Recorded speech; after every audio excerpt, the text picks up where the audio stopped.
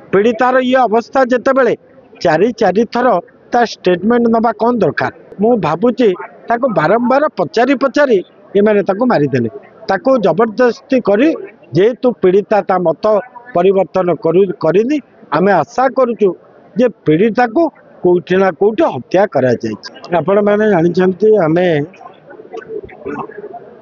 गत काली मध्य भी ये कथा समस्त गणमाध्यम प्रतिनिधि मान द्वारा जनईचु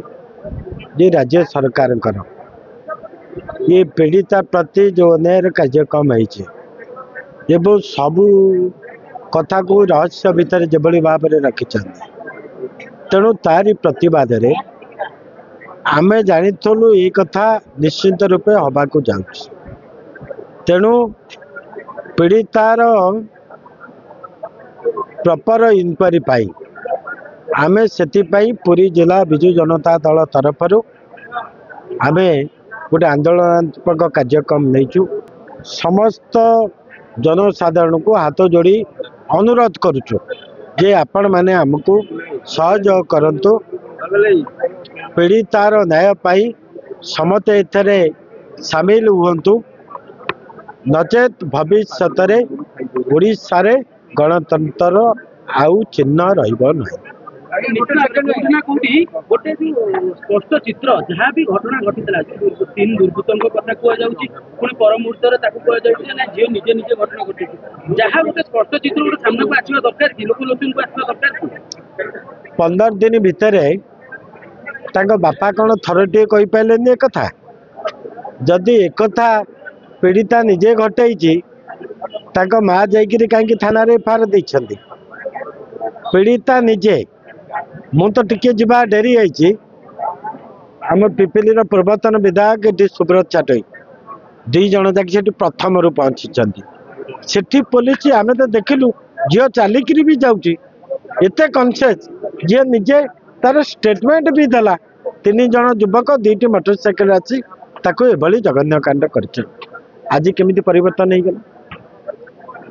जमीती बालेश्वर झीर बाप से निजे कथा रखिते माँ रखिते सरकार मो झील को मारिते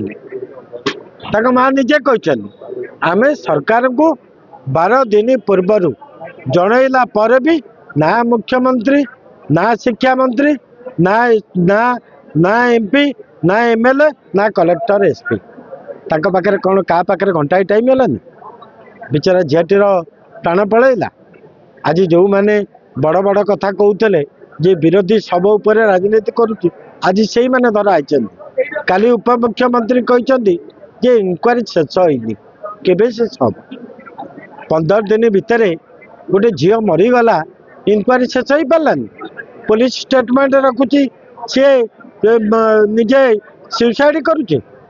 बापा को कौन प्रलोभन दि जाए आपण कौन गणमाध्यम प्रतिनिधि माने आपण ये माटीर मनीष आपण माने कौन जापार ना कौन ताकू किभली भाव में ताकू सेठी जोर जबरदस्ती करी ताकू सालिश करया कुओ बोली आपण माने देखिए आउ दिने 2 दिन भितर मुख्यमंत्री गोटे घोषणा करदे आमे ताकू एतिक लाख टका परिवार को दलु ये हम जो कथा मुझे आगुरी कही पीड़ितार मृत्यु सुनिश्चित हम से कथा ओडिशार लोक जानीते आम एम्स मेडिकल दिल्ली जहाँ संगे संपर्क अच्छी भित्री भाव में आम जिते पचारू सी कहले 2 दिन पूर्व पीड़ितार मृत्यु होती 2 दिन काल पीड़ितार मृत्यु को रखिकी स्टेटमेंट देले। अच्छा मु गोटे कथा पचारुची कौन पाई पीड़ितार ये अवस्था जितेबले चारि चारि थर ता स्टेटमेंट नवा कौन दरकार जदि ताकू पेन हो चिकित्सा करा जाउची 4 थर जड़े जस्टिस की नहीं पुलिस ऑफिसर को नहीं सेठी ताकटू स्टेटमेंट एत आनिबा कौन दरकार थिला पुणी शेष से पीड़िता मु भावुची ताको बारंबार पचारि पचारि एमाने ताको मारिदेले ताको जबरदस्ती करी जेहेतु पीड़िता ता मत परिवर्तन करनी आमे आशा करूचु जे पीड़िता को कोठी ना कोठी हत्या करा जाय एवं ताको बापा को कौन प्रलोभन देइछंदी ये पुरी जिला माटी एठी अछंती महाप्रभु जगन्नाथ से जगन्नाथ ही विचार करिवे जो उप मुख्यमंत्री बड़ बड़ कथा कहते जे सरकार तांको कर्तव्य करिसेंती तमे पूरा ये माटीर विधायक ये एम्स रे 2 दिन पळेला कुआडे गल तमे गोटे मिनिट समय होलानी तुमको आसिक पीड़िता को देखा करने 3 दिन पर दिल्ली रे जाइकरी ता बाप को बुझेकरी सालिश कराउछ सरकार सपक्ष स्टेटमेंट दबापाई ता बापा कहते सरकार जहाँ कर ठीक कर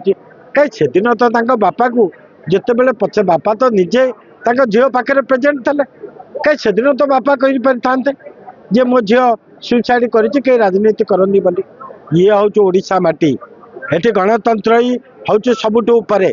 एठी गणतंत्र को जो हत्या हम सेठी केबे भी विजु जनता दल पछ गुंचा दब ना।